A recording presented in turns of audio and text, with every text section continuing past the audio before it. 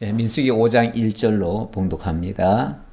여호와께서 모세에게 말씀하여 이르시되 이스라엘 자손에게 명령하여 모든 나병한 자와 유출증이 있는 자와 죽음으로 부정하게 된 자를 다 진영 밖으로 내보내되 남녀를 막론하고 다 진영 밖으로 내보내어 그들이 진영을 더럽히게 하지 말라.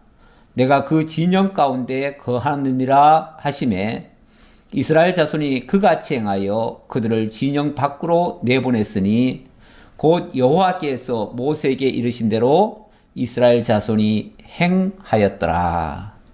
아멘.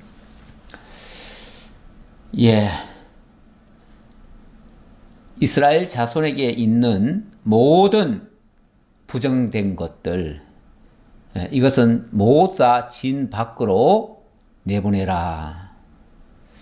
거기에 남녀를 막론하고 이렇게 얘기를 합니다. 부정한데 뭐 남자 여자 따로 있는 거 아닙니다. 모두가 다 부정해 줄 수 있고, 부정하다면 차별 없이 구별 없이 모두 다 진영 밖으로 나가야 됩니다. 그리고 진영 밖에서 정결함을 잊게 되어지면 다시 진영 안으로 들어올 수가 있습니다. 왜냐하면 진영 안에는 거룩하신 하나님이 계시기 때문입니다. 거룩하신 하나님 곁에 하나님과 함께 거할 장소에 부정함이 있을 수는 없습니다. 근본적으로 하나님은 거룩하시기 때문에 부정한 자는 하나님 곁에 있을 수가 없어요. 그래서 부정한 자는 모두 밖으로 내보내라. 진영 밖으로 내보내라. 그 진영 밖이라고 하는 곳은 모든 불결한 것을 태우는 그런 곳입니다. 바로 그런 말씀을 오늘 주시는 내용인데요. 오늘 전체 내용을 잠깐 한번 보고 넘어가지요. 5장이 백성의 성별 규례입니다. 하나님께서는 지난주까지 언약 자손들을 대열 정비를 했습니다. 그리고 레위 자손들의 대열 정비도 했지요. 이렇게 정비를 해놓고 그 다음에 진영 안에는 어떠한 불결한 요소도 있지 못하도록 이스라엘의 불결을 성별하게 하시는 그 작업을 오늘 하고 있습니다. 그래서 오늘 5장부터 9장까지는 성별 규례의 내용이 되겠는데, 먼저는 첫 번째는 백성의 성별 규례가 되겠습니다. 여러 가지 성별 규례가 있겠지요. 그 중에 첫 번째는 백성들의 성별 규례. 백성들의 성별 규례라고 하면 일단 부정하게 된 것을 언급 안 할 수가 없는데, 그 대표적인 것이 나병이고 유출병이고 그리고 여러 가지 부정케 된 일. 그 다음에 두 번째는 범죄하는 경우가 있죠. 요거는 앞에 부정케 된 거와는 조금 다른데, 요거는 어찌 보면 죄가 발생됐을 경우, 그런 경우는 여기는 죄값을 치러야 됩니다. 죄값을 치러야 되는데, 그것도 뭐 앞에 거와 유사한 것이긴 한데, 어쨌든 이스라엘 백성들 가운데는 죄라고 하는 것이 있어서는 안 됩니다. 그리고 11절부터는 좀 끝까지 이어지는 내용이, 주된 내용이 의심하는 일이 있을 경우, 뭐 그 사례를 드느라고 여인에게 어떤 의심할 만한 일이 발생하거든. 그때 어떻게 할 것인가? 그때는 의심의 소재를 드려라. 이렇게 얘기를 합니다. 자, 내용을 이제 들어가 보지요. 그 5장 1절로부터 4절의 내용이 바로 나병과 유출병, 그 밖에 부정케 된, 뭐 예를 들어서 시신에 접근을 됐다든지 아니면 부정한 것에 오염이 됐다든지 이런 것일 경우 어떻게 할 것인가? 아까 진영 밖으로 내보내라고 그랬죠? 그러니까 진영 밖에서 해결을 해야 돼요. 진영 안에서는 해결할 방법이 없습니다. 일단 진영 밖으로 나가야 돼요. 모든 부정한 요소는 진영 밖으로 나가야 됩니다. 그리고 진영 밖에서 어떤 값을 지불하든지 어떤 그 부정케 된 것을 정결하게 하는 방법을 채택을 해야 되겠죠. 그런 다음에 정결하게 되거들랑 다시 들어올 수 있다. 그런 얘기가 되겠습니다. 자, 그렇게 하는데 왜 이렇게 해야 되는가를 본다면은, 자, 레위기의 20장 7절에 보면 이런 말씀이 있습니다. 너희는 스스로 깨끗하게 하여 거룩할지어다. 나는 너희의 하나님 여호와니라. 우리 하나님은 거룩하신 분이십니다. 내가 거룩하니 너희도 거룩할지어다. 이렇게 말씀하셨지요. 자, 너희는 내 규례를 지켜 행하라. 나는 너희를 거룩하게 하는 여호와이니라. 너희는 나에게 거룩할지어다. 이는 나 여호와가 거룩하고 내가 또 너희를 나의 소유로 삼으려고 너희를 만민 중에서 구별하였습니다. 자, 그 안에는 정결해야 되는데 그 이유는 하나님이 거룩하시기 때문에 거룩한 하나님 곁에 부정한 것이 있을 수는 없어요. 그리고 이스라엘 백성들을 하나님이 성별해서 이끌어내셨습니다. 애굽 땅 종되었던 집에서. 애굽이 어떤 곳입니까? 그 자체가 부정한 곳이었어요.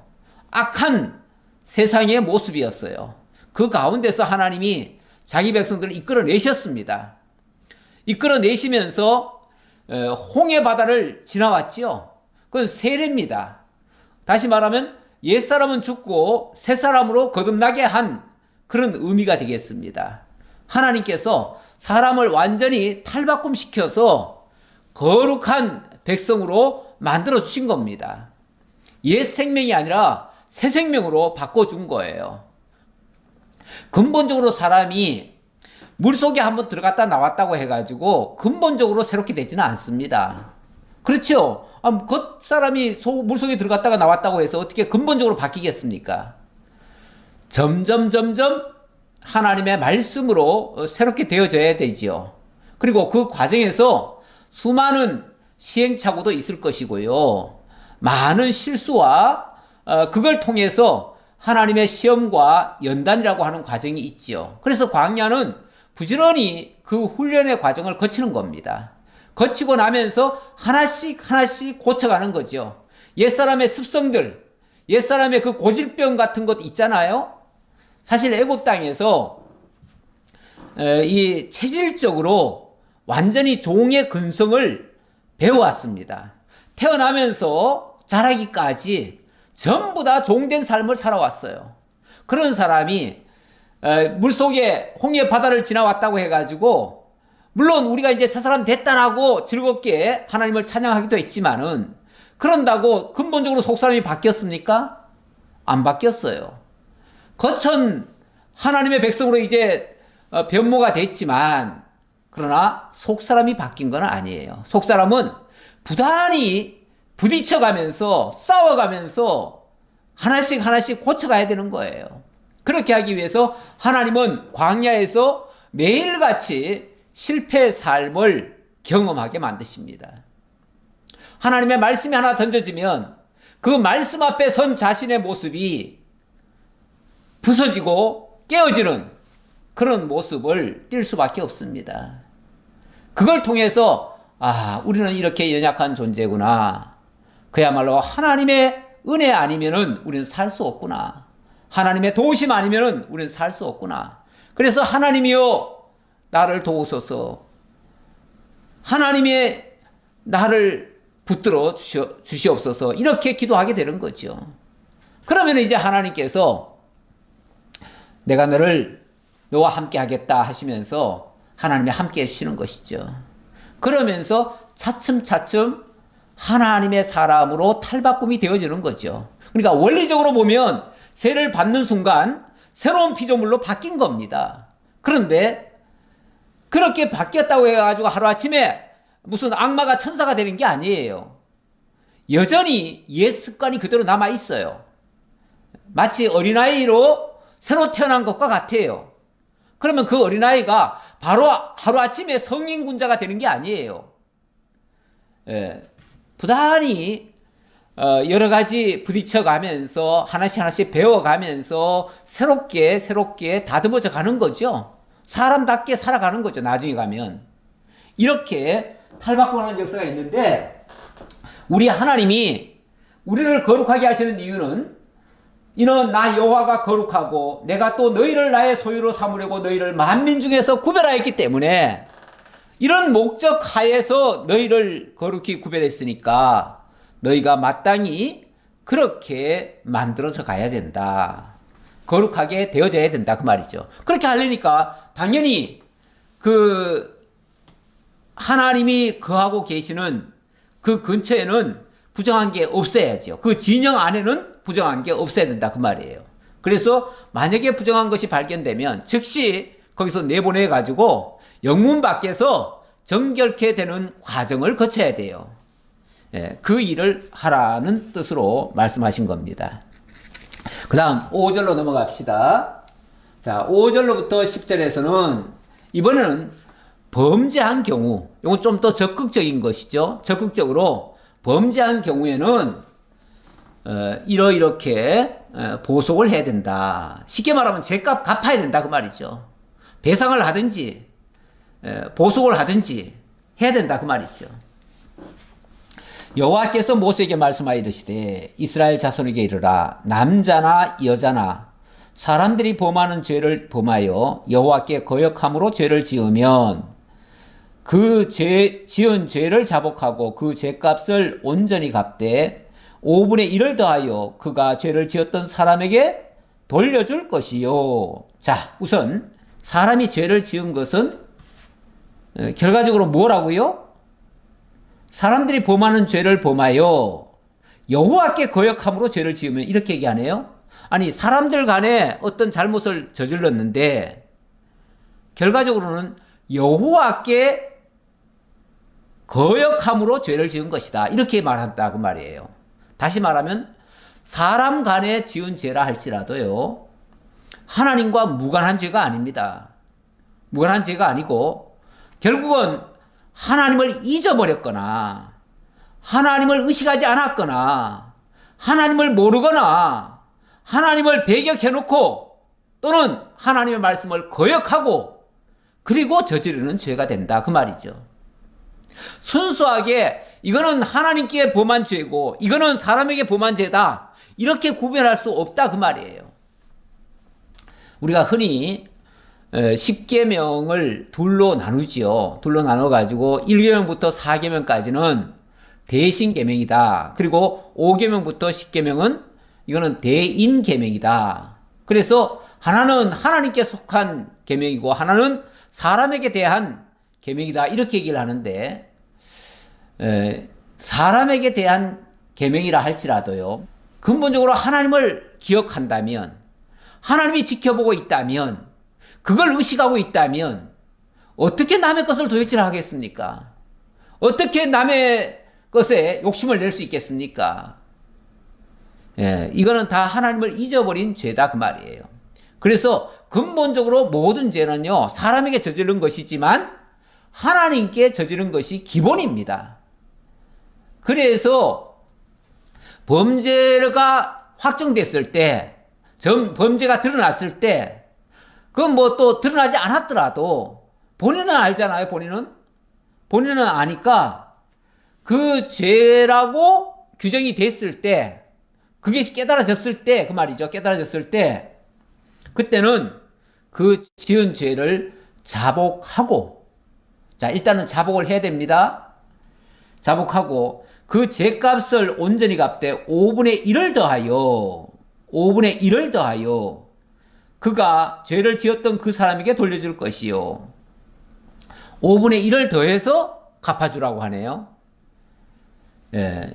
이거는 어찌 보면 사람에게만 저지른 죄가 아니고 하나님께도 저지른 죄가 되기 때문에 그래서 5분의 1을 더하라고 한 것 같아요. 그러니까 나 지금 사람에게 죄 지었으니까 지은 죄값만 갚으면 된다 이렇게 생각하지 말라 그 말이죠. 그 죄값도 있고 또 하나님 앞에도 저지른 죄가 있다. 그러니까 그 값을 다 갚아라. 그 얘기죠.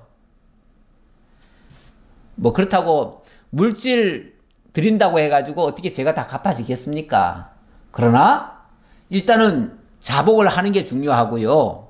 자복을 한다고 하는 것은 일단은 하나님 앞에 자기 죄를 고백하는 거 아니겠어요? 고백하고 그 다음에 실질적인 피해액을 산정해서 거기에 5분의 1을 더해서 이렇게 갚아야 양심적으로 갚는 것이 되겠죠. 만일 죄값을 받을 만한 친척이 없으면 그 죄값을 여호와께 드려 제사장에게로 돌릴 것이니 이는 그를 위하여 속죄할 속죄의 순양과 함께 돌릴 것이니라. 만약에 이걸 갚으려고 해도 갚을 대상이 사라져 버렸어요. 그렇죠. 중대한 범죄를 저질렀는데 그 사람이 죽어버릴 수도 있잖아요. 그러면은 나중에 그것을 보상을 하려고 해도 보상할 방법이 없을 수도 있습니다. 그런 경우는 원칙은 그 친척에게나 자식에게나 이렇게도 갚을 수 있습니다. 그런데 그런 경우도 없는 경우가 있어요. 그러면은 그것은 여호와께 드려서 여호와께 드려진 것은 또 제사장에게로 넘어가거든요. 그래서 결국은 제사장에게로 돌려줘라 그 말이죠. 그러면은 제사장은 그를 위하여 속죄할 것이다. 그걸로 속죄양을 잡아가지고 속죄할 그 속죄양을 잡아서 그를 대신해서 속죄제사를 드려줄 것이다 그 말이죠. 이스라엘 자손이 거제로 제사장에게 가져오는 모든 성물은 그의 것이 될 것이라. 각 사람이 구별한 물건은 그의 것이 되나니 누구든지 제사장에게 주는 것은 그의 것이 되느니라. 이거는 제사장에게 돌리게 되어지면 그러면은 그것은 제사장의 소유가 되어진다 그 말이죠. 이거는 제사장이 그것을 먹어야 된다 이런 차원보다는 그건 하나님께 드려졌다라고 하는 의미입니다. 사실 그 죄값이라고 하는 것은 근본적으로 하나님께 저지른 죄라고도 볼 수 있습니다. 그래서 하나님께 드려지는 것이 맞고요. 그것이 사람에게도 갚아야 되는데 사람이 받을 사람이 없게 되면 그것을 하나님께로 돌려서 결국은 제사장으로 하여금 그것을 받게끔 하라 그 말이죠. 그래서 제사장이 그를 대신해서 그 죄를 갚아주도록 이렇게 하라는 것이죠. 이거는 일종의 보속의 제도입니다. 보속의 제도인데 이사야 53장 5절 이하에 보니까 이런 말씀이 있습니다. 그가 찔림은 우리의 허물 때문이요 그가 상함은 우리의 죄악 때문이라. 그가 징계를 받음으로 우리는 평화를 누리고 그가 채찍에 맞음으로 우리는 나음을 받았도다. 자, 이거는 예수님 오시기 전 700년 전에 이사야가 미래에 그리스도가 오셔서 이런 일을 할 것이다 라고 예언한 장면입니다. 예언했을 때에 그가 오시면은 모든 사람들로부터 인정을 못 받고 멸시를 받다가 결국은 찔림을 받고 죽게 될 것이다. 희생이 될 것이다 그 말이죠. 그런데 그가 찔린 것은 다름 아닌 그 자신의 죄 때문이 아니라 우리의 허물 때문이고 그가 그렇게 십자가에 상하는 것은 우리의 죄악 때문이라. 그가 징계를 받음으로 우리는 평화를 누리고 그가 징계를 받음으로 우리가 하나님과의 평화가 이루어진다 그 말이죠. 이게 이제 결국은 이 그리스도의 십자가 사건을 가리킨 건데 그리스도의 십자가가 하나님과 우리 사이에 있던 그 죄의 값으로 죽어진 거예요. 그러니까 결국은 그 죄값을 치렀으니까 죄의 담장이 무너지는 거죠. 죄의 담장이 무너지니까 하나님과 우리와의 관계가 회복이 되어지고 그게 바로 평화를 누리게 됐다 그 말이죠. 그리고 그가 채찍에 맞음으로 우리는 나음을 받았도다. 결국 우리에게 부정되고 아까 부정된 것들이 어딘가에 접촉됐거나 뭐 또 나병이나 어떤 유출병이나 이런 것들이 다 부정하게 된 거 아니겠어요? 그런데 그리스도께서 이렇게 맞으심으로 또 십자가의 죽으심으로 말미암아 우리가 그 죄값을 치르게 되어졌다 그 말이죠. 그래서 그분의 역사는 우리를 대속하는 역사입니다. 또 연거푸 얘기하자면은 아까 다 영문 밖으로 나가라 그랬는데 영문 밖에 나가는 것도 결국은 그리스도께서 영문 밖에서 십자가의 대속의 제사를 드림으로 그 희생을 당하심으로 말미암아 영문 밖에 있던 모든 죄인들이 제사함 받을 것을 그리고 정결하게 될 것을 가리키는 그러한 의미가 있습니다. 자, 6절에도 보니까요. 이사야 53장 6절에도 보니까 우리는 다 양 같아서 그릇 행하여 각기 제 길로 갔거늘 여호와께서는 우리 모두의 죄악을 그에게 담당시키셨도다. 그래서 영문 밖에서 십자가에 못 박혀 죽으신 것은 바로 우리의 죄악을 담당해 주시는 것이었다. 그래서 그 죄값은 지금 여기 뭐 5분의 1을 더 갚아라, 뭐 죄를 자복해라, 뭐 이렇게 쭉 얘기를 했는데 이건 결국은 대속의 희생 제물이 되어 주실 것을 가리키는 그런 내용이 되겠습니다. 여기 저 9절에도 보니까 이스라엘 자손이 거제로 제사장에게 가져오는 모든 성물은 그의 것이 될 것이라 이렇게 얘기를 했는데 이 거제라는 말이 들것자입니다. 이 것자가 들것자예요. 다시 말하면 제물을 가져오면 그 제물을 높이 쳐듭니다. 높이 쳐들어서 하나님께 바쳐드린다 그 말이에요. 근데 이 높이 쳐든다는 게 결국은 십자가에 이 희생 제물이 십자가에 죽어질 것을 가리키는 거예요. 그걸 예표적으로 보여준 거예요. 그렇게 한 다음에 그 제물은 하나님께 바쳐지고 바쳐진 것은 하나님께서 제사장에 주어서 제사장의 응식으로 삼도록 그렇게 한다 그 말이죠. 각 사람은 구별한 물건은 그의 것이 되나니 누구든지 제사장에 주는 것은 그의 것이 되느니라. 이렇게 해서 백성들은 하나님께 희생 제물을 드리게 하고 그 제물은 결국은 제사장이 대속의 제사를 통해서 하나님께 드려지고 그리고 그 제물은 그 제사장 몫이 된다. 그런 의미인데 마태복음 5장 23절에 보면 이런 말씀이 있습니다. 그러므로 예물을 제단에 드리려다가 거기서 내 형제에게 원망될 만한 일이 있는 것이 생각나거든. 예물을 제단 앞에 두고 먼저 가서 형제와 화목하고 그 후에 와서 예물을 드리라. 이거는 하나님께만 하면은 다 끝났다라고 생각하지 말라 그 말이죠. 가끔 왜 그런 경우가 있잖아요. 엄청난 잘못을 저질러 놓고도 나 하나님 앞에 회개했어. 그러니까 이제 다 용서받았어. 그러니까 더 이상 사람하고는 더 이상 계산할 것도 없어. 이렇게 생각하시는 분들이 있어요. 가끔씩 있어요. 그 유명한 그 영화 그 밀양이라고 하는 영화 다들 아실 거예요. 그 영화를 보면은 어떤 사람이 동네 꼬맹이를 납치를 합니다. 그리고는 자기 어떤 목적을 달성한 후에는 그 아이를 죽여버려요. 그러다가 나중에 발각이 됐죠. 그래서 감옥에 갔습니다. 그래서 지역 살고 있습니다. 근데 지역 살면서 그 사람이 예수를 믿게 됐어요. 예수를 믿고 나서 하나님 앞에 철저히 회개를 한다고 했지요. 그러다 보니까 그런 마음이 어느새 살인범인데 마음이 편해졌나 봐요. 그런데 나중에 그 자식을 잃은 그 어머니가 너무너무 그 사람이 미워가지고 정말 그 사람을 죽이고 싶었는데 그렇게 해도 자기 분이 안 풀려요. 그러니까 그 문제를 해결받기 위해서 누군가의 그 제안에 따라서 예수를 믿기 시작합니다. 그러니까 그 죄인도 예수를 믿고 이 피해자 어머니도 예수를 믿은 거예요. 예수를 믿다 보니까 하나님께서 그리스도를 통해서 내 죄를 사해 주셨다는 사실이 생각나고 그래서 감사한 마음에 그래 나도 더 이상 내 아들을 죽인 저 원수를 더 이상 미워하지 말고 이젠 용서해 줘야 되겠다 싶어가지고 큰맘 먹고 그리고 그 죄수를 찾아갑니다.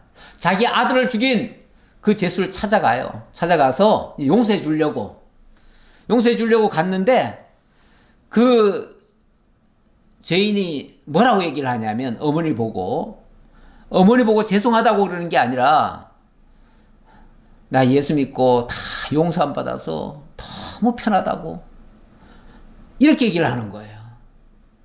그렇게 얘기하니까 이 어머니가 갑자기 흥분을 합니다. 아니 내가 지금 용서해 주러 오기는 왔지만은 자기가 벌써 다 용서받았다고? 누가 용서해 줬는데? 내가 용서해 준 적이 없는데 이제 용서해 주려고 왔는데 벌써 다 용서받았다고? 뭐 이런 게 다 있어요. 아니 죄는 나한테 저질렀는데 자기가 하나님 앞에 빌었다고 해가지고 다 용서받았다고요?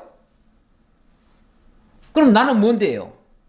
나는 그냥 피해만 받고 아무런 조치를 한 적이 없는데 이미 다 용서받고 다 끝났다고요? 이렇게 하는 하나님이라면 나는 더 이상 못 믿겠다 하면서 결국은 그 하나님에 대해서 반항적인 그런 행동을 하게 되어집니다. 예, 우리가 물론 근본적으로는 하나님 앞에 죄진 건 맞습니다. 그러면 사람하고는 다 끝난 건가요? 하나님하고 계산했으면 다 끝난 건가요? 아니죠. 실제 피해본 사람은 분명히 사람이 있는데 그 사람에게 피해를 갚아야죠, 원칙은. 물론 우리가 갚을 수 없는 죄를 저질렀습니다. 도저히 갚을 수 없는, 정말 내 생명 다해도 갚을 수 없는 그런 죄를 저질렀다고 합시다. 그러면은 그에게 빌기라도 해야지요. 설마 잘못했다고라도 해야지요. 그리고 그의 용서를 받아야지요. 그가 용서해주지 않는다면 용서해줄 때까지라도 빌어야지요. 어떻게 죄인이 자기 문제는 자기가 다 해결했다고 다 끝납니까? 예. 먼저 하나님 앞에, 당연히 하나님 앞에 회개하고 하나님 앞에 용서받는 게 중요하지요. 중요하지만 사람 앞에도 용서를 구해야 되는 겁니다. 잘못한 것은 사람하고의 문제도 풀어야 되는 겁니다. 사람하고의 문제가 안 풀리면서 하나님 앞에서만 다 해결됐다고 하면은 그게 어떻게 가능하냐 그 말이죠. 있을 수 없는 거예요. 그래서 먼저 형제와 화목하고 그 후에 와서 예물을 드려라, 하나님 앞에. 사실은 순서가 내가 명백하게 어떤 사람에게 피해를 줬으면 그 사람에게 잘못했다고 고백하고 내 물어줄 수 있는 것까지를 다 물어주고 도저히 못 물어줬으면 용서를 받아야죠. 그렇게 한 다음에 또 하나님 앞에도 회개해야지요. 물론 뭐 그 순서는 앞뒤가 바뀔 수 있겠지만 어쨌든 사람하고의 그 잘못된 것도 갚는 것이 원칙입니다. 그러니까 하나님 앞에만 잘하면 된다? 이건 고르반 사상입니다. 고르반 사상은요, 그 바리새인들의 그 사상인데요. 바리새인들은 하나님께만 잘하면요, 사람하고의 문제는 아무 문제 없다고 생각해요.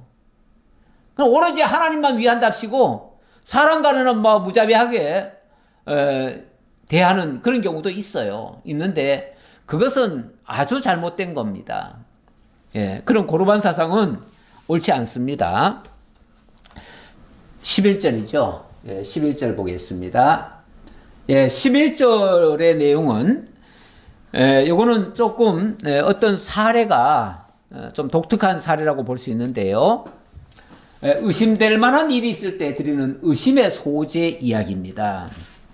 뭐 여러 가지 죄가 많겠지만 죄 중에 이 의심케 하는 죄, 이것도 상당히 큰 문제지요. 큰 문제인데 그래서 아마 이 사례가 들어간 것 같습니다. 자, 11절 보겠습니다. 여호와께서 모세에게 말씀하여 이르시되 이스라엘 자손에게 말하여 그들에게 이르라. 만일 어떤 사람의 아내가 탈선하여 남편에게 신의를 저버렸고 한 남자가 그 여자와 동침하였으나 그의 남편의 눈에 숨겨 드러나지 아니하였고 그 여자의 더러워진 일에 증인도 없고 그가 잡히지도 아니하였어도 그 남편이 의심이 생겨 그 아내를 의심하였는데 그의 아내가 더럽혀졌거나 또는 그 남편이 의심이 생겨 그 아내를 의심하였으나 그 아내가 더럽혀지지 아니하였든지, 예, 이거는 참 안타까운 일이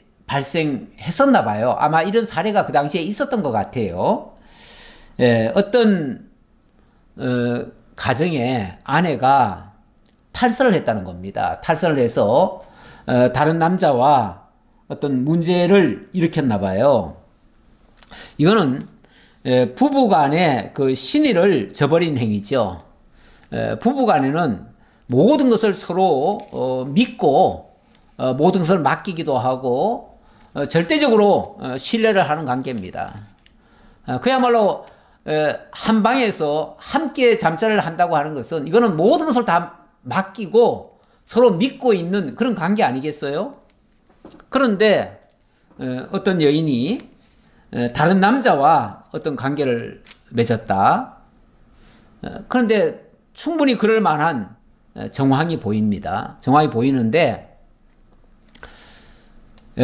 그런 경우라면 뭐 명백한 증거는 원래 없습니다. 사실은 이 남녀간의 이 성적인 문제는요, 뚜렷한 그 증거가 안 나오는 경우가 많습니다. 더 많습니다. 그래서 사실 모든 죄라고 하는 것은 증거주의입니다. 그래서 증거를 가지고 그것을 언급을 하게 되는데 그 증거가 없음에도 불구하고 증거가 없으니까 당연히 더 의심을 하게 되죠. 의심했을 경우 이걸 그냥 내버려 두면 이게 점점 더 큰 병이 되어지고 문제가 심각해집니다. 그렇기 때문에 이런 경우는 분명히 문제를 해결하고 가야 됩니다. 문제를 해결해서 의심되는 것을 탄핵을 해야 돼요. 그러니까 의심거리를 없애야 된다고 말이죠. 탄핵이라고 하는 건 없애는 거예요. 그렇게 없애야 되는데 이걸 어떻게 없앨 것인가? 참 이런 거는 어떤 증거를 찾아낼 수도 없잖아요.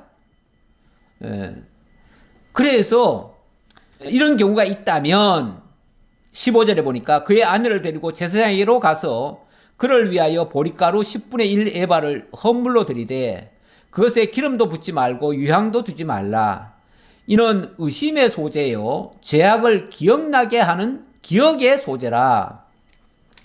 요거는 하나님 앞에 헌물을 드리기는 하는데 평상시 일반 제사를 드릴 때에 그런 제사법으로 드리지는 말라 그 말이죠. 원래 소제는요 그 위에다가 유향을 올려야 됩니다. 또 기름을 치는 경우도 있고요. 또 소금을 얹는 경우도 있고요. 이런 게 있습니다. 그런데 그걸 얹을 적마다 그 의미가 조금씩 다릅니다. 다른데 여기에는 아무것도 놓지 말래요.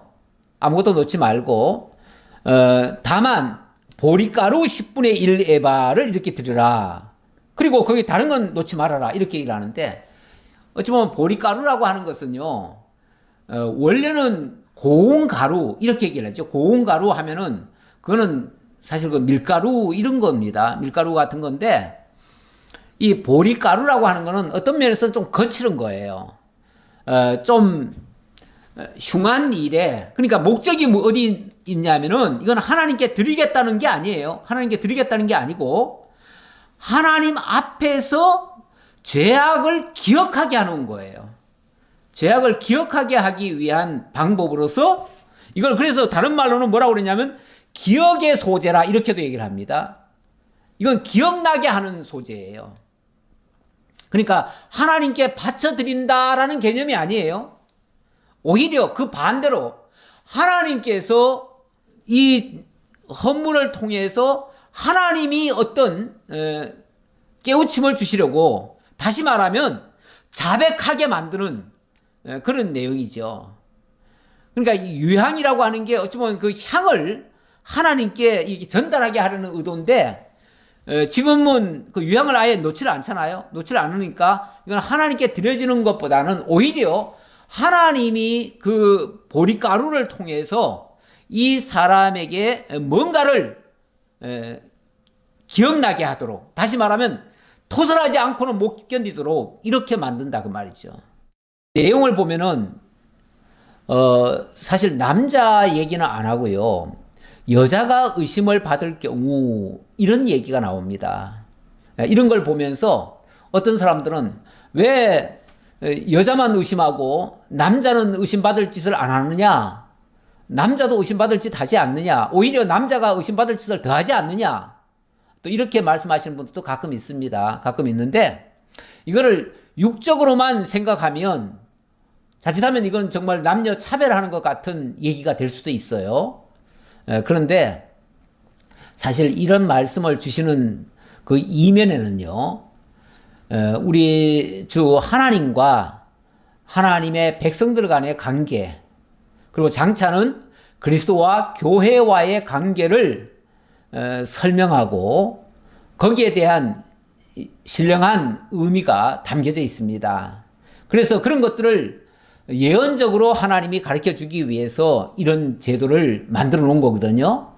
그래서 이거는 단순히 어떤 한 여인이 의심받았을 때 이렇게 해야 된다, 이렇게만 접근할 것이 아니라, 이거는 장차 하나님과 우리 사이의 관계가 어떻게 형성되고 있는지, 그리고 어떻게 의심받을 만한 일이 되는지, 그런 것들을 좀 살펴봐야 된다는 의미에서, 그래서 제가 하나님과 우리와의 관계를 이사야 54장에서 가져왔습니다. 이사야 54장 5절에 보니까, 이런 너를 지으신 이가 내 남편이시라. 우리를 지으신 이가 누구라고요? 남편이시래요. 다시 말하면 우리를 지으신 이가 하나님 아닙니까? 근데 그 하나님을 가리켜서 뭐라고 그러냐면 우리의 남편이다, 이렇게 얘기를 합니다. 남편과 아내라고 하는 개념을 남자와 여자다 이런 개념으로 이해하지 마시고 창조주와 그의 피조물이다, 이렇게 좀 이해를 해보시기 바랍니다. 이렇게 이해를 하시면 이 땅에 있는 모든 인간들, 남자든 여자든 모두가 다 하나님의 피조물이고, 그들은 모두가 다 하나님 입장에서는 하나님이 남편이시고 우리는 그의 아내가 됩니다. 아내가 되는데, 이 아내인 우리 인간들이 남편이신 우리 하나님 앞에서 의심받을 짓을 많이 합니다. 예. 우리를 지어 놓으시고 우리를 선한 목적으로 쓰시려고 하는 그 하나님의 의도대로 우리가 살아가는 게 아니라, 하나님의 의도를 어긋나서 하나님이 가장 싫어하는 일을 우리가 저지르기도 하고 배역하기도 하고 이렇게 한다, 그 말이에요. 그런 차원에서 하나님과 우리 관계를 이해를 하셔야 되는데, 자, 다시 볼게요. 이는 너를 지으신 이가 내 남편이시라. 그의 이름은 만군의 여호와시며 내 구속자는 이스라엘의 거룩한 이시라. 예, 그 남편을 다른 말로는 만군의 여호와고 이스라엘의 거룩한 이시다, 이렇게 얘기를 하네요. 그분은 거룩하신 분이에요. 그분은 또 만군의 여호와예요. 그러니까 전능한 능력도 있으시고 모든 것을 다 마음대로 하실 수 있는 분이셔요. 그런데 그분이 또 거룩하셔요. 그러니까 그 거룩하신 분이기 때문에 부정한 것을 보실 수가 없어요. 내버려 둘 수가 없어요. 그는 온 땅의 하나님이라 일컬음을 받으실 것이라. 우리 하나님을 남편, 만군의 여호와, 거룩한 이, 온 땅의 하나님, 자, 이렇게 네 가지로 얘기를 했네요. 6절에 보니까 여호와께서 너를 부르시되 마치 버림을 받아 마음에 근심하는 아내, 곧 어릴 때에 아내가 되었다가 버림을 받은 자에게 함과 같이 하실 것임이라. 마치 버림을 받아서 마음에 근심하는 아내, 어릴 때 아내 되었다가 버림받은 자. 그러니까 이게 지금 여기서 말하자면 의심받을 짓을 해가지고 그 남편 되시는 하나님으로부터 지금 배척을 당한 상태, 그 상태에 있는 자가 바로 간음하는 그런 여인과도 같다, 그런 의미예요. 그래서 야고보서에서는 간음하는 여자들이요, 이렇게도 표현하죠. 우리 정말 하나님을 떠난 자들, 간음한 여자들이다, 이렇게도 표현을 했어요. 그때 여자라는 표현은 생물학적인 여자가 아니라 하나님의 피조물 된 모든 인간들, 그들이 다 여자들이에요, 하나님 입장에서. 그래서 우리가 사실 이 다음에 천국 가면요, 이 땅에 있었던 남자나 여자라는 개념이 없어집니다. 없어지고 그때는 모두가 다 남편 되시는 그리스도의 아내 자격, 또 하나님의 아들 자격. 다시 말하면 이 땅에서 여자든 남자든 하나님 앞에서는 아들이 되고 그리스도에게는 아내가 되어지는 그런 결과가 되어지죠. 그래서 이거를 단순히 남녀로 이해하실 것이 아니라 하나님과 우리와의 관계다, 이렇게 이해해 주십사 하고 제가 말씀을 드리는 겁니다. 그렇지 않으면은 이 부분이 굉장히 좀 부당하게 느껴질 수도 있어요. 왜 여자들에게는 이렇게 혹독한가, 하나님이 이렇게 혹독하게 말씀하시고 남자들에게는 왜 그렇게 관대하신가. 그래서 이 성경은 너무 남성 위주로 기록이 됐다, 이렇게 또 오해하시는 분들도 있어요. 그런데 그런 식으로 이해하실 것이 아닙니다. 성경은 남성 중심으로 기록한 게 아니고 하나님 중심으로 기록을 했어요. 하나님 중심. 중심이 어디에 있냐 그러면은 하나님 중심이에요. 남자 중심이 아니고요. 그런데 이거를 문자 그대로 받으면요. 남자들은 뭐 바람을 피우든지 무슨 짓을 하든지 거기서 의심하면 안 돼요. 그리고 여자들은 조금만 의심스러운 일만 해도 이런 형벌을 받아야 돼요. 굉장히 부당하죠. 그 부당한 모습이 오늘날 이슬람권, 이 성경에 있는 내용을 그대로 문자적으로 지키려고 하는 그 이슬람 교도들에게는, 그래서 여자들에게는 엄청나게 혹독하게 가혹합니다. 그리고 남자들은 자기들 마음대로 해도 괜찮아요. 남자들은 공식적으로 뭐 4번을 장가 가도 괜찮고요. 여자를 여럿을 얻어도 돼요. 근데 여자는 조금만 의심받을 짓만 해도 죽어야 돼요. 사형이에요, 사형. 예. 그러니까 얼마나 가혹합니까? 예, 그런데 이거는 그렇게 문자적으로 볼 일은 아니다. 아니고 하나님과 우리와의 관계를 설명하는 내용이다. 이렇게 이해를 하시면서, 자, 의심의 소재. 그러니까 여기 의심의 소재라고 하는 것은 엄밀하게 말하면 하나님과 우리와의 관계 속에서 의심스러운 요소를 제거하기 위한 목적이지, 그걸 통해서 처벌하려는 게 목적이 아니에요. 하나님과 우리 사이에 화목해야 되는데, 남편과 아내 사이니까 당연히 화목이 이루어져야지요. 그런데 거기에 의심의 요소가 있어서는 안 된다. 이런 차원에서 하는 말이다, 그 말이죠. 자, 16절로 22절에 이 죄라고 하는 것을 드러내야지요. 죄라고 하는 것은 일깨워주지 않으면요, 죄인 줄 모릅니다. 죄인 줄 몰라요. 죄라고 하는 것은 말씀을 통해서, 말씀이 들어오면 죄라고 하는 것이 드러납니다. 그래서 말씀이 오기 전까지는요, 아무도 죄라고 고백하지 않습니다. 왜 그런 경우 있잖아요. 저 밖에 있는 사람들 보고 여러분 회개하고 예수 믿으십시오. 그래야 천국 갑니다. 이렇게 만약에 얘기를 했다고 치면 그 사람들이 발끈합니다. 아니 내가 무슨 죄를 지었길래 나보고 회개하라고 그러냐고. 나는 일평생 법이 없이도 산다고. 이렇게 큰 소리 뻥치죠. 그렇죠. 그 사람의 입장에서는 자기는 죄를 안 지었다고 생각할 수 있어요. 예. 그런데 하나님의 말씀에 비춰보면 죄라고 하는 것이 다 드러납니다. 그래서 죄를 기억하고 그 죄를 깨달았으면은 맹세케 하는 이런 절차가 있습니다. 그렇게 함으로써 죄를 없애는 그런 과정을 거치는 거죠. 그래서 16절 보겠습니다. 제사장은 그 여인을 가까이 오게 하여 여호와 앞에 세우고 토기에 거룩한 물을 담고 성막 바닥에 티끌을 취하여 물에 넣고 여인을 여호와 앞에 세우고 그의 머리를 풀게 하고 기억나게 하는 소재물 곧 의심의 소재물을 그의 두 손에 두고 제사장은 저주가 되게 할 쓴물을 자기 손에 들고 뭐 이런 일을 할까 싶을 정도입니다. 약간은 좀 미신적인 행위 같기도 하고요. 좀 무속적인 모습 같지 않나요?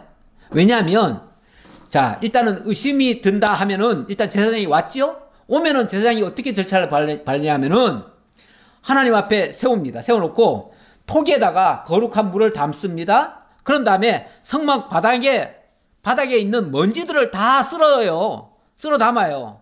그래가지고 그걸 가지고 물에다 담아요. 예. 요즘같이 깨끗한 것 생각하는 사람들 같으면은 어떻게 더러워서도 어떻게 그걸 먹습니까? 그런데 그 바닥에, 성전 바닥에 있는 먼지를 쓸어다가 그 물에다 담으래요. 담고 난 다음에 여인을 여호와 앞에 딱 세웁니다. 세워놓고 머리를 다 풀라고 합니다. 머리를 원래 푼다고 하는 것은요, 어떤 죄를 자복할 때 하는 모습입니다. 자, 죄를 자복할 준비를 시켰죠? 시켜놓고, 자, 그 기억나게 하는 소재물, 곧 의심의 소재물을 그의 두 손에 두고, 그 사람 손에다가 이렇게 들려주고, 그 다음에 제사장은 저주가 되게 할 쓴물을 자기 손에 들고, 저주가 되게 할 쓴물. 근데 이 쓴물도 나중에 보면요, 그 쓴물이 뭐냐면은 저주를 쓰고 그거를 가지고 태우고 그 죄를 또 거기다 또 담습니다. 그냥 물에다가 성전 바닥에 있는 먼지 긁어 넣었지요. 그 다음에 또 그 저주를 쓴 그 종이를 태워가지고 그걸 갖다가 또 거기다 그 죄를 갖다 또 넣지요. 그러니까 그 물 자체가 어찌 보면 아주 쓴물이 되는 거예요. 쓴물. 사실은 그거 먹으면 안 되는 거예요, 원칙은. 안 되는 건데 그걸 먹이는 거예요. 그걸 먹이면서 어떻게 하라고 그러냐면 여인에게 맹세하게 하여 그에게 이르기를, 아예 맹세를 시킵니다. 자, 지금부터 너 맹세해. 이러면서 네가 네 남편을 두고 탈선하여 다른 남자와 동침하여 더럽힌 일이 없으면 저주가 되게 하는 이 쓴물의 해독을 면하리라. 너 만약에 죄진 게 없다면은 이 물은 너에게 아무런 해를 안 줄 것이다.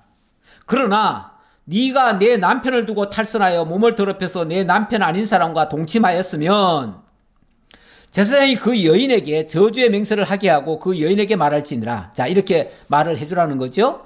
여호와께서 내 넓적다리는 마르고 내 배는 부어서. 아, 이거 무서운 얘기죠. 배가 막 번거롭게 부르면서 넓적다리는 빼빼 말라지는. 그 무슨 병인가요? 자꾸 그 병이 걸리니까요. 배는 막 불러오고 이 다른 몸원들은 다 바싹 마르는 그런 병이 생기는 경우가 있습니다. 부어서 네가 네 백성 중에 저주거리 맹세거리가 되게 하실지라. 아니 그런 식으로 겉으로 딱 표시가 나버리면은 아, 저 여인은 정말 진짜 그 죄를 지은 게 맞다 이렇게 저주 당할 거 아니겠어요? 모든 사람들한테 조롱 받을 거 아니겠어요? 그러니까 네가 진짜 그런 일이 있었다면은 너는 그런 저주거리가 될 것이다. 아, 무섭습니다.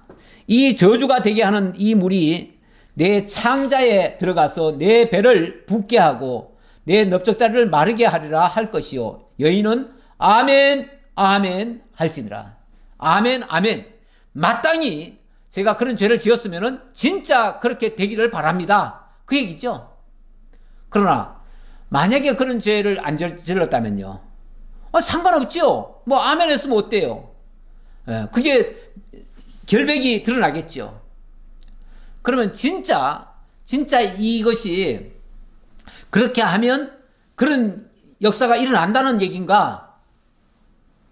그거와는 상관없을 겁니다. 제가 생각하기는 그래요. 그거와는 상관없이 이거는 하나님 앞에 맹세케 하는 법이에요. 맹세케 하고 또 그런 말미암아 진짜 죄가 있다면 자복하게 만드는 거죠. 죄라고 하는 것은 아까도 얘기했듯이 숨겨놓고 해결될 문제는 하나도 없습니다. 숨겨놓으면 안 됩니다. 다 드러내야 됩니다. 죄는 원래 드러내야 돼요. 그리고 잘못했으면 그 죄에 대한 벌이 있어야 되고요. 아니면 갚을 수 있는 거면은 또 5분의 1을 더해가지고 갚아야 되고요. 예, 이렇게 해야 되는 겁니다. 예레미야의 말씀을 하나 가져왔는데요.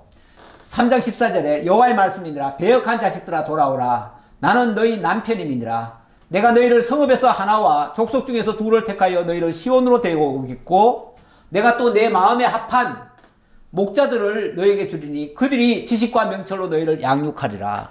우리 하나님께서 그 폐역하고 또 그런 행위에 대한 그것을 회개하고 돌아오라 그 말이죠. 돌아오는데 그 근본적으로는 나중에 하나님께서 내 마음에 합한 목자들을 너희에게 주어서 그들이 지식과 명철로 너희를 양육해서 이걸 돌이키게 하겠다. 결국은 장차 그리스도를 통해서 이 모든 죄 문제를 해결하게 하겠다. 하나님과의 근본적인 그 의혹을 다 해소하게 하겠다 그 말이에요. 이것이 단순한 그 성적인 문제 해결한다는 차원은 아니다. 그렇게 보시고요. 자, 23절 이어서 보겠습니다. 예, 23절 28절에서는 의심의 소재물을 통한 죄를 규정할 판정 규례인데요. 자, 23절 보겠습니다. 제사장이 저주의 말을 두루마리에 써서 그 글자를 그 쓴물에 빨아넣고 여인에게 그 저주가 되게 하는 쓴물을 마시게 할지니 그 저주가 되게 하는 물이 그의 속에 들어가서 쓰리라. 제사장이 먼저 그 여인의 손에서 의심의 소재물을 취하여 그 소재물을 여호와 앞에 흔들고 제단으로 가지고 가서 제사장은 그 소재물 중에서 한 웅큼을 취하여 그 여자에게 기억나게 하는 소재물로 제단 위에 불사르고 그 후에 여인에게 그 물을 마시게 할지라. 자, 이것을 주지시켜 준 다음에 마시게 하라 그 말이죠. 그 물을 마시게 한 후에 만일 여인이 몸을 더럽혀서 그 남편에게 범죄하였으면 그 저주가 되게 하는 물이 그의 속에 들어가서 쓰게 되어 그의 배가 부으며 그의 넓적다리가 마르리니 그 여인이 그 백성 중에서 저주거리가 될 것이니라.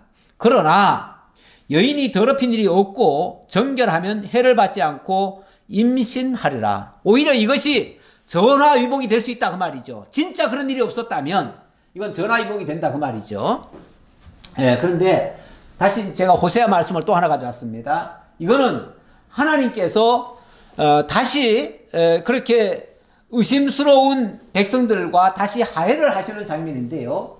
너희의 어머니와 논쟁하고 논쟁하라. 그는 내 아내가 아니요 그는 남편이 아니라 그가 그의 얼굴에서 음란을 제하게 하고 그 유방 사이에서 음행을 제하게 하라. 우리 하나님께서 논쟁을 통해서 그 모든 문제를 해결하게 해주신다 그 말이고요. 자, 16절에 2장 16절에 보니까 여호와께서 이르시되 그날에 네가 나를 내 남편이라 일컫고 다시는 내 바알이라 일컫지 아니하리라. 자, 이 말은 결국은 하나님께서 용서해 주신다 그 얘기예요. 이거는 유명한 그 고멜 사건이죠. 고멜. 이 호세아의 아내가 고멜인데 이 고멜이 계속해서 정말 탕자의 길을 걸었지요. 남편이 용서해 주었음에도 불구하고 또 다른 남자 만나서 가고 다른 남자 만나서 가고 이런 일이 몇 번 걸렸어요. 걸렸는데 그것을 기어코 하나님께서는 그 음행을 제거하고 그리고 내가 다시 너의 남편이 되어주겠다 하시면서 용서해주는, 그리고 다시는 그 잘못된 것들을 따라가지 않도록, 여기 내 발이라 하는 것은 나의 신이요 그런 의미잖아요. 그런 나의 신이요. 왜냐하면 하나님을 신으로 섬기지 않고 하나님을 아버지로 남편으로 섬기지 않고 다른 것들을 섬기던 것에서 하나님께로 완전히 돌아오게 한다, 그런 의미가 되겠습니다. 이거는 하나님께서 결국은 우리를, 하나님과 우리 사이의 모든 의심의 담장을 헐어버리시겠다고 하는 그 약속의 말씀이에요. 29절입니다. 이는 의심의 법이니 아내가 그의 남편을 두고 탈선하여 더럽힌 때나 또는 그 남편이 의심이 생겨서 자기의 아내를 의심할 때에 여인을 여호와 앞에 두고 제사장이 이 법대로 행할 것이라. 남편은 무죄할 것이요 여인은 죄가 있으면 당하리라. 죄가 있으면 당하리라 그랬는데 실제로 죄가 있다면은 당하는 것이 맞지요. 맞는데 그러나 근본적으로는 하나님과 우리 사이에 그 죄의 짐을 하나님께서 이렇게 죄값을 물어가지고 그 죄값을 치르게 하고 다시 화목하게 하실 것을 가리킨 것이다. 그리고 제가 여기서는 그 목적과 그 결과를 주목하라고 그랬는데 그 결과는 뭐냐면 우리 하나님께서 영문 밖에서 우리의 죄값을 다 대속해 준다, 그런 뜻입니다. 그래서 히브리서 13장 11절 가져왔습니다. 아까 그 진 안에 부정한 것이 있으면은 그것을 다 영문 밖으로 내보내라고 그랬잖아요. 거기서 다시 정결케 해가지고 다시 돌아오라고 그랬잖아요. 그렇게 하라고 그랬는데 그것이 히브리서에 보니까 이렇게 나옵니다. 13장에 보니까 이는 죄를 위한 짐승의 피는 대제사장이 가지고 성소에 들어가고 그 육체는 영문 밖에서 불사름이라. 다시 말하면 그 깨끗한 피는 성소 안으로 들어가서 하나님께 드리고, 그리고 그 더럽혀진 그 육체는 저 영문 밖으로 가져가서 거기서 불살라 버린다 그 말이죠. 이렇게 되어지면 죄 문제가 사라지는 거예요. 그런데 그것이 바로 우리 주 예수 그리스도께서 하신 모습이다 그 얘기예요. 그러므로 예수도 자기 피로서 백성을 거룩하게 하려고 성문 밖에서 고난을 받으셨느니라. 성문 밖에서 우리를 대신해서 죽어주시고 그 피가 하나님께 드려지도록 했다. 그런즉 우리도 그의 치욕을 짊어지고 영문 밖으로 그에게 나가자. 영문 밖은요 어찌 보면 우리의 죄를 다 토설하고 다 거기서 내어버리기 위해서 나아가야 되는 거예요. 나아가야 되는데 바로 그렇게 할 것을 가리키는 말씀이 되겠습니다. 자, 이거는 고린도 후서의 말씀은 제가 마지막 결론으로 가져왔습니다. 이 말씀은 왜 가져왔냐면 하나님과 우리와의 관계가 남편과 아내의 관계다.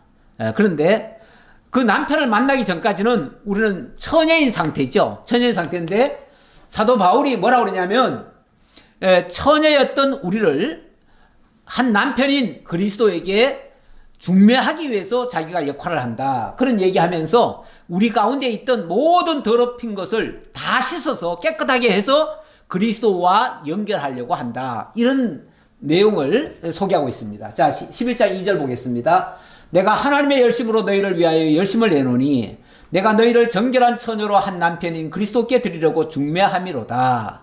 예, 이 전도자의 역할은 뭐냐면 정말 의심스러운 우리들을 정결케 해가지고 한 남편인 그리스도에게 연결시켜주는 역할을 해요. 그 역할을 중매쟁이라고 그러죠. 그러나 나는 뱀이 그 관계로 하와를 미혹한 것 같이 너희 마음이 그리스도를 향하는 진실함과 깨끗함에서 떠나 부패할까 두려워하노라.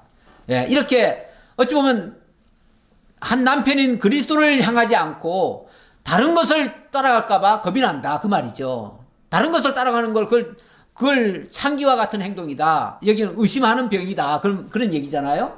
그럴까봐 겁이 난다. 이게 바로 영적으로는 뭐냐면은 이게 바로 잘못된 진리를 따라가는 겁니다. 그래서 만일 누가 가서 우리가 전파하지 아니하는 다른 예수를 전파하거나 혹은 너희가 받지 아니하는 다른 영을 받게 하거나 혹은 너희가 받지 아니한 다른 복음을 받게 할 때는 너희가 잘 용납하는구나. 바로 이렇게 다른 진리, 다른 복음, 이 우상 또는 이단들 이런 것들을 따라가는 것이 영적인 간음이다. 그 얘기예요. 영적인 간음. 그래서 그런 거 따르지 말고. 그래서 갈라디아 교인들 보고도 그렇게 얘기를 하죠. 어리석도다 갈라디아 사람들아, 너희가 어찌하여 하나님의 복음을 받아놓고도 엉뚱한 걸 그렇게 따라가려고 하느냐. 내가 너희에 대해서 이런 의심이 있다 하면서 얘기를 하는데 그게 의심하는 병이잖아요. 의심의 소재를 드리겠다는 거예요. 그러면서 너희의 그 의심의 요소 내가 제거하겠다라고 하면서 갈라디아 교회에 편지를 보내는 거 아닙니까?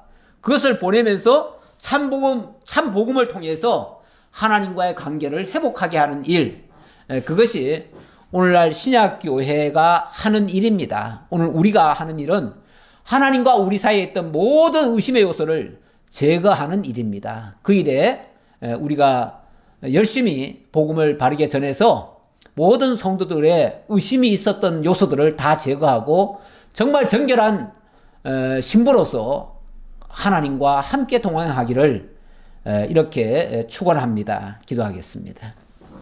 아버지 하나님 감사합니다. 오늘도 하나님 저희들에게 민수기를 통해서 이 진리를 배워갈 수 있도록 인도해 주셔서 감사합니다. 모든 부정한 것들은 영문 밖으로 다 내어보내라고 했습니다. 그리고 거기서 정결하게 해서 다시 진 안으로 들어오도록 이렇게 또 역사하셨습니다. 우리 가운데 있던 모든 의심스러운 죄의 요소들 하나님께서 다 복음으로 말미암아 제거케 하시고 그리스도와 함께 영원 복락을 누릴 수 있는 정말 하나님의 친 백성들, 그리스도의 신부된 우리들의 모습이 될 수 있도록 하나님 함께 해 주옵소서. 주시는 은혜 감사드렸고 예수님 이름으로 기도하옵나이다. 아멘.